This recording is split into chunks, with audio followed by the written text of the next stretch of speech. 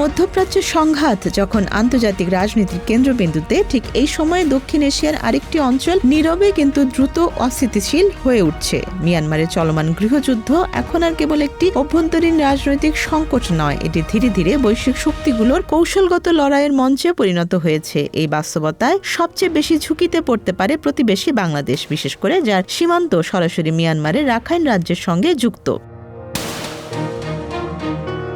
বাংলাদেশের চট্টগ্রাম বন্দর, Saint Martin দ্বীপ কিংবা রাখাইনের সম্ভাব্য মানবিক করিডোর নিয়ে নানা সময় আলোচনা হয়েছে, কিন্তু এই আলোচনার পেছনে যে বৃহৎ শক্তিগুলোর গভীর ভূ রাজনৈতিক স্বার্থ কাজ করছে তা দীর্ঘদিন আড়ালেই ছিল। এখন পরিস্থিতি এমন পর্যায়ে পৌঁছেছে যেখানে এসব বিষয় কেবল মানবিক বা আন্তর্জাতিক সহযোগিতার ইস্যু নয় এবং বৈশ্বিক শক্তির কৌশলগত কল্পনার অংশ হয়ে উঠেছে।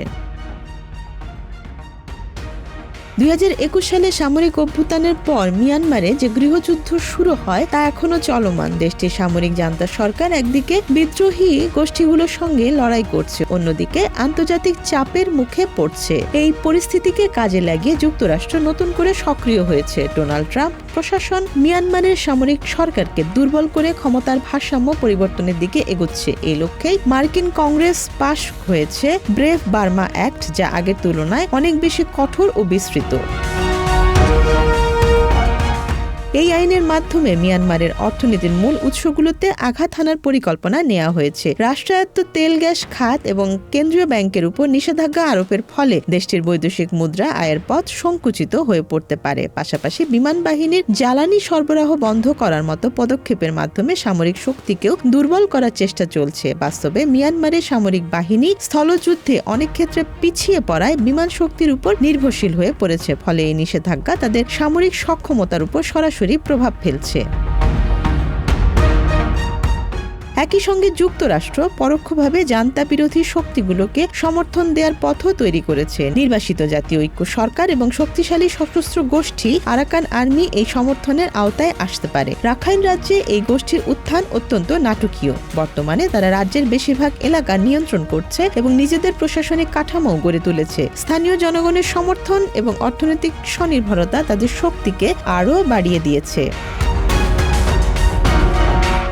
তবে এই সমর্থন নীতির মধ্যে বড় ধরনের ঝুঁকি রয়েছে, কারণ মিয়ানমারের বিদ্রোহী গোষ্ঠীগুলোর মধ্যে পারস্পরিক বিরোধও কম নয়। জাতীয় ঐক্য সরকার এবং আরাকান আর্মির মধ্যে অতীতে দ্বন্দ্ব ছিল, এখনও রয়েছে। ফলে একই সঙ্গে একাধিক পক্ষকে শক্তিশালী করা হলে তারা সামরিক জান্তার বিরুদ্ধে লড়াইয়ের পরিবর্তে নিজেদের মধ্যেই সংঘর্ষে জড়িয়ে পড়তে পারে। এই বাস্তবতা যুক্তরাষ্ট্রের কৌশলকে জটিল করে তুলেছে। মিয়ানমারকে ঘিরে এই সক্রিয়তার পেছনে সবচেয়ে গুরুত্বপূর্ণ কারণ হলো চীন। চীনের জন্য মালাক্কা প্রণালী কয়েকদিন ধরেই একটি কৌশলগত দুর্বলতা। এই নির্ভরতা কমাতে চীন বিকল্প পথ তৈরি করেছে রাখাইন রাজ্যের কিয়াকফিউ বন্দরকে কেন্দ্র করে। এই বন্দর থেকে ইউনান প্রদেশ পর্যন্ত তেল গ্যাস পাইপলাইন এবং সড়ক পথ তৈরি হয়েছে, যা মধ্যপ্রাচ্য থেকে জ্বালানি আনার একটি নিরাপদ ও দ্রুত পথ নিশ্চিত করে। এই প্রকল্পটি চীনের বৃহৎ বেল্ট অ্যান্ড রোড ইনিশিয়েটিভের অংশ, যা বিশ্বজুড়ে অবকাঠামো ও বাণিজ্যিক সংযোগ বাড়ানোর একটি কৌশলগত উদ্যোগ। যুক্তরাষ্ট্র ও তার মিত্ররা মনে করে এই প্রকল্প পুরোপুরি বাস্তবায়িত হলে ভারত মহাসাগরে চীনের প্রভাব অনেক বেড়ে যাবে, যা তাদের জন্য বড় চ্যালেঞ্জ হয়ে দাঁড়াবে। এই প্রেক্ষাপটে চীন একদিকে মিয়ানমারের সামরিক সরকারের সঙ্গে সম্পর্ক বজায় রাখছে, অন্যদিকে আরাকান আর্মির সঙ্গেও যোগাযোগ বাড়াচ্ছে। তাদের লক্ষ্য খুবই স্পষ্ট, যে পক্ষই ক্ষমতায় আসুক কিয়াকফিউ বন্দর ও করিডোর যেন সচল থাকে। এই দ্বৈত কৌশল পরিস্থিতিকে আরো জটিল করে তুলেছে এবং সংঘাতের সমাধানকে দূরে ঠেলে দিয়েছে। ভারতও এই পরিস্থিতিতে নিরপেক্ষ থাকতে পারছে না। মিয়ানমারের সিত্তে বন্দরকে কেন্দ্র করে ভারতের কালাদান প্রকল্প গড়ে উঠেছে, যা তাদের উত্তর পূর্বাঞ্চলের সঙ্গে যোগাযোগ সহজ করার জন্য অত্যন্ত গুরুত্বপূর্ণ। কিন্তু রাখাইন রাজ্যে বিদ্রোহী গোষ্ঠীর শক্তিশালী হয়ে ওঠা এই প্রকল্পের ভবিষ্যৎকে অনিশ্চিত করে তুলেছে।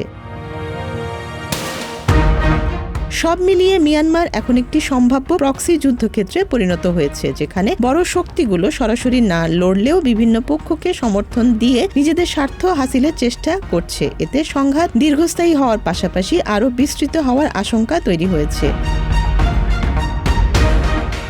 এই পুরো পরিস্থিতির সরাসরি প্রভাব পড়ছে বাংলাদেশের উপর। রাখাইন রাজ্য বাংলাদেশের সীমান্তের খুব কাছেই হওয়ায় যে কোনো সংঘাতের অভিঘাত সহজেই এপারে চলে আসতে পারে। ইতিমধ্যে সীমান্তে গোলাগুলির প্রভাব বাংলাদেশে পড়েছে এবং সাধারণ মানুষ আহত হওয়ার ঘটনাও ঘটে গেছে। এছাড়া রোহিঙ্গা সংকট তো রয়েছে, যা নতুন করে আরও জটিল হতে পারে। বাংলাদেশের জন্য সবচেয়ে বড় চ্যালেঞ্জ হলো এই জটিল ভূরাজনৈতিক পরিস্থিতিতে নিরপেক্ষতা বজায় রাখা। যুক্তরাষ্ট্র বা ভারতের পক্ষ নেওয়া যেমন ঝুঁকিপূর্ণ, তেমনি চীনের বিপক্ষে অবস্থান নেওয়াও সহজ নয়। আবার কোনো পক্ষ না নিলেও সংঘাতের প্রভাব পুরোপুরি এড়ানো সম্ভব নয়। Desk report, Dhaka express.